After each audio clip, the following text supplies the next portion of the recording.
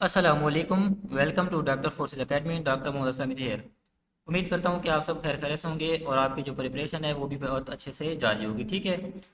आज की इस वीडियो में हम AFNS का एकेडमिक पोर्शन का टेस्ट लेंगे। ठीक है। तो इसमें ये होगा कि AFNS का एकेडमिक पोर्शन है जिसमें बायोलॉजी, केमिस्ट्री, फिजिक्स और इंग्लिश का पोर्शन होता है। तो उसका हम एक मॉक टेस्ट लेंगे। जैसा कि आपको पता है कि कल 27 अगस्त से कैंडिडेट के जो टेस्ट हैं, AFNS के टेस्ट हैं, वो स्टार्ट हो रहे हैं। तो इसलिए हमने ये टेस्ट को अरेंज किया है जिसमें पहला आपका वर्बल इंटेलिजेंस का टेस्ट था, सेकंड आपका नॉन वर्बल इंटेलिजेंस का टेस्ट और थर्ड आपका एकेडमिक का मॉक टेस्ट। ठीक है। तो इससे आपको फ़ायदा हो जाता है कि आपको आपकी प्रिपरेशन का आइडिया हो जाता है। ठीक है। तो इसमें आपको टाइम जो दिया जाएगा वो 30 मिनट्स का होगा। ठीक है। इसी वीडियो के अंदर ही आपका टेस्ट होगा। ठीक है। बाकी आगे जाके मैं आपको समझा देता हूँ कि किस तरह का आपका टेस्ट होगा। तो जो टाइम आपको अलाउड होगा वो होगा 30 मिनट्स का। मैं वन बाय वन आपको नेक्स्ट बता देता हूँ। ठीक है। 30 मिनट्स का टाइम होगा और जो टोटल क्वेश्चन होंगे 50 होंगे। तो सबसे पहले कुछ बातें हैं जो मैं आपको क्लियर करना चाहता हूँ।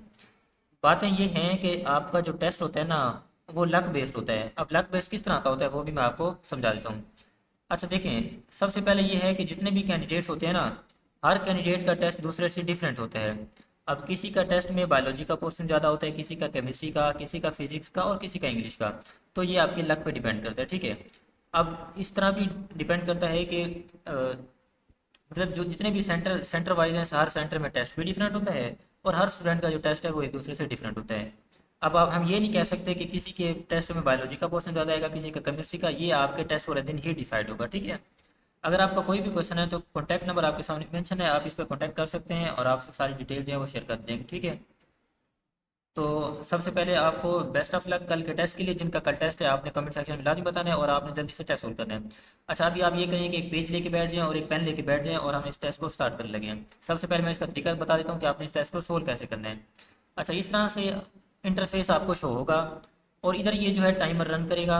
आपको 15 सेकंड का 15 सेकंड का टाइम दिया जाएगा क्योंकि एकेडमिक पोर्शन में ये टेस्ट बहुत ज़्यादा इजी है, इस वजह से मैंने सिर्फ 15 सेकंड का टाइम ही रखा है। ठीक है। अब ये 20 सेकंड से काउंटडाउन स्टार्ट होगा। जैसे ही 5 सेकंड पे आएगा तो इधर आपको जो ऑप्शन करेक्ट होगा वो ग्रीन कलर का शो हो जाएगा। आपने पेज लेके बैठना है। ठीक है। वहाँ पे लिखना है क्वेश्चन नंबर 1। क्वेश्चन नंबर 1 लिख दिया और जैसे ही इधर टाइमर रन करोगा आपने टाइमर को भी देखना है और साथ में अपनी तरफ से ये कोई आंसर जो भी आपको लगता होगा, ABC जो भी है, वो आपने अपने पेज पे लिख देना है। इस तरह सब क्वेश्चन के लिए आपने ऐसे ही करना है। तो जैसे ही 15 सेकंड का टाइम गुजरेगा तो इधर जो ग्रीन कलर का आंसर शो हो जाएगा। आपको लगता है कि अगर आपका आंसर ठीक है तो आपने उसको टिक कर देना है। अगर लगता है कि गलत है, जाहिर सी बात, अगर गलत होगा तो आपने उसको रॉन्ग कर देना। ठीक है। तो इस तरह आपने टोटल 50 क्वेश्चन के लिए यही तरीका अपनाना है। उसके बाद जब टोटल टेस्ट हो जाएगा 50 MCQs का, तो आपने अपने करेक्ट ऑप्शन क्या कर लेने हैं, काउंट कर लेने हैं और अपना जो आपने जितने ऑब्टेन मार्क्स हैं वो क्या करने हैं, कमेंट सेक्शन में बता देने, ताकि हमें आइडिया हो सके कि आपके कितने मार्क्स हैं और आपकी प्रिपरेशन कितनी है। जैसा कि मैंने पहले भी आपको बताया है कि जो डिफ़िकल्टी रेशो होती है ना, वो हर स्टूडेंट की डिफरेंट होती है। किसी का टेस्ट बहुत ज़्यादा हद से भी ज़्यादा आसान आता है और किसी का टेस्ट हद से भी ज़्यादा मुश्किल आता है। ठीक है। अब ये तो डिसाइड कल ही होगा या जब आपका टेस्ट होगा तभी डिसाइड होगा। लेकिन आज के टेस्ट के लिए मैं आपको एक चीज़ बताता हूँ, ये टेस्ट बहुत ज़्यादा आसान है। ठीक है। ये नहीं कि ये मुझे आता है तो आसान है। ये ओवरऑल ओवरऑल अगर इसको कंपेयर किया जाए तो ये टेस्ट बहुत ज़्यादा आसान बनाया गया। ठीक है ना। तो इसकी डिफ़िकल्टी रेशो क्या भी लें तो 40 या 50% ही होगी। तो बहुत ज़्यादा आसान है। ठीक है ये टेस्ट। बाकी आपने अपने मार्क्स अच्छे से बताने हैं। ठीक है। इसमें आपने ऑनेस्टली बताने हैं। ऑनेस्टली बताने का मकसद ये है कि जो जितने आपने मार्क्स ऑब्टेन किए हैं उतने ही बताने हैं, ताकि आइडिया हो सके कि आपको भी अपनी इवेल्यूएशन हो सके कि आप इवेल्यूएट कर सकें आपकी कितनी प्रिपरेशन है। ठीक है। आप जल्दी से रेडी होकर बैठे हैं, अपना पेज ले लें, पेन ले लें, टेस्ट को स्टार्ट करने लगे हैं। अब मेरी जो वॉइस है वो आना बंद हो जाएगी। आप सिर्फ और सिर्फ पुरसकून होकर आपने अपना टेस्ट ही सोल्व करना है। वन बाय वन टाइमर भी रात साथ साथ रन करता जाएगा और साथ साथ आपका MCQs भी शो होते जाएंगे। ठीक है। तो चलिए इस टेस्ट को स्टार्ट करने लगे हैं, जल्दी से आप रेडी हो जाएं।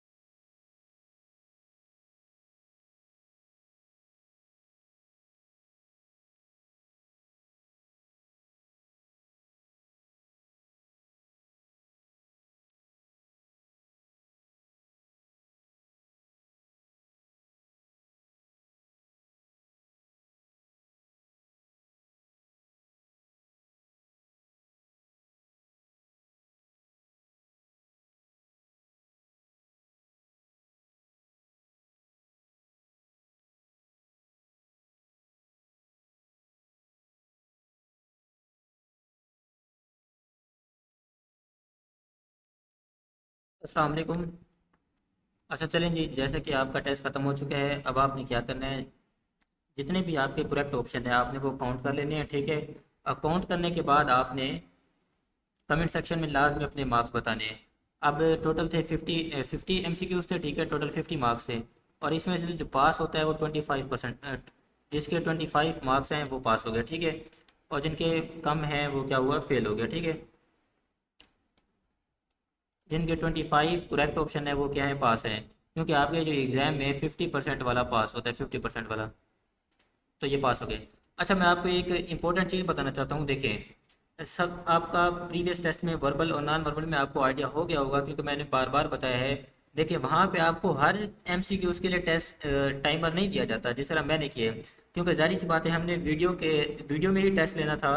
तो आपको इवेल्यूएट कराना था कि आपकी प्रिपरेशन कितनी है, तो हमने कोशिश की है कि आपको एक आपसे टेस्ट लिया जाए, ठीक है, इस तरह से।